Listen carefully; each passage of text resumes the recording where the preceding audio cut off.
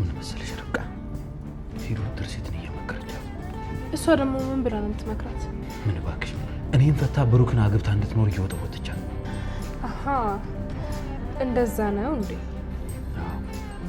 ሴትዮዋ የኔንም ያንቺንም ህልም ልታበላሽ። ቆይ እንዴት ነው ትናንትና ላወቃቸው ሴት ይሄን ያህል መስዋዕት የምትከፍሉት? ሚጣ የምርሽ ነው ግን የምታወሪው? አዎ የምሬን ነው። አንተ ምን ሆነ እንደዚህ የምትሆንላት? እሷ ዘመድ የላት? አዎ ዘመድ የላት። እየቀለድክ ነው? እውነቴን ነው። እዚህ ምድር ላይ ከኔና ከኔ በስተቀር ማንም ዘመድ የሚባል ነገር የላት። እንዴት? ቆይ እናት፣ አባት፣ ወንድም፣ እህት ዘመድ የሚባል ነገር የላትም? እናቷ ሞታለች፣ አባቷን ደግሞ አታውቀው። ሚኪ አንድ ስራ መስራት እንዳለበት ተሰማለ። ለዚህ ስራውም ርብቃ ታስፈልገዋለች። ርብቃንም እንዲህ ይጠይቃታል። ትርሲት ከቤት የለችም እንዴ? ርብቃም ከቤት እንደወጣች ትነግረዋለች። ስለዚህ ሁለታቸው ለማውራት ምቹ ሰዓት እንደሆነ ያምናል። ግን ለምን እንደወጣች ይጠይቃታል።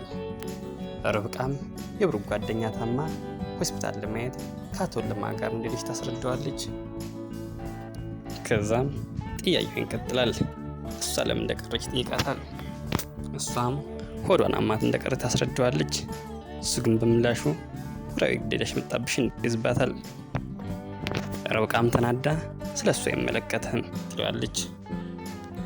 በጣም የሚገርመው ነገር እሷ ሚንቀስ ፈልጎ እንደነበር ከሁኔታዋ መረዳት ይቻላል። ሚስጥሯን አውቆ ለምን እንደሸሻት እሷ ቅድማ ትጠይቀዋለች። ይህ ነገር ለሚኪ አልጋ በአልጋ ይሆንለታል። ነገሩን ቀድማ እሷ ጀምራለታለች። አሁን በጣም ቀላል ሆኖለታል።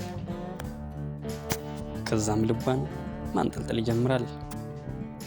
ብሩክ የእሷ ብቻ እንደሚያደርግላት እናም በእጇ እንደሚያስገባላት ቃል ይገባላታል።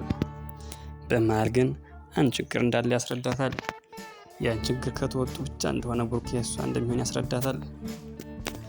ርብቃም ብሩክን የራሷ ለማድረግ የማታደርገው ነገር የለም። ስለዚህ ችግሩ ምንድነው ብላ ትጠይቃለች።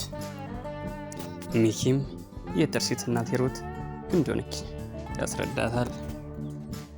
እሷ ደግሞ እንዴት ነው ችግር ልትሆንብኝ የምትችለው ብላም ትጠይቃለች። ወይዘሮ ሂሩት ሚኪን ፈታ ብሩክ እንድታገባው እየመከረቻት እንደሆነ ያስረዳታል። ምን ማድረግ እንዳለባትም ጠይቀዋለች። ከዚህ ቤት ጨርቋን አስጥለሽ እንድታስወጭልኝ ነው የምፈልገው ይላታል። እሷ ግን አንድ ቂም በልቧ ይዛለች። በባለፈው ክፍል አንድ ጉድ ሰርቷት ነበር። ከዚህ በፊት ለብሩክ ስትል ከወይዘሮ ሂሩት እግር ስር ወድቃ ይቅርታ እንድትጠይቅ አድርጓት ነበር። እናም እሱን አረሳችው ነበር። አሁንም ግን እየተጠቀምባት መሆኑን ያወቀች አትመስልም። አሁንም ቢሆን ለብሩክ ስትል በሚኪ ሀሳብ የምትስማማ ትመስላለች። ወይዘሮ ሂሩት ግን የምትቀድማቸው ትመስለኛለች። ወይዘሮ ሂሩት በጣም ከባድ ሰው ነች። ርብቃና ሚኪን ለማባረር ለሷ በጣም ቀላል ነው። የሁለቱም ጥብቅ የሆነ መረጃ ያላት። ውድ ተከታታዮች ምን መስተካከል እንዳለበት በኮሜንት ያስቀምጡልን። መልካም ቆይታ። እኔ ተናገርኩ ከይን ሁሉ ስላላወቅኩ ነው። ብዙ ጊዜ ደጋግሜ ነግሬሻለሁ። በችኮላ የምትወሰኙን ነገር አቁሚ። እሺ በጣም ይቅርታ ብሩክ። ብሩክ አሁን በቃ ምንም ነገር መስማት አልፈልግም። ማረፍ ነው።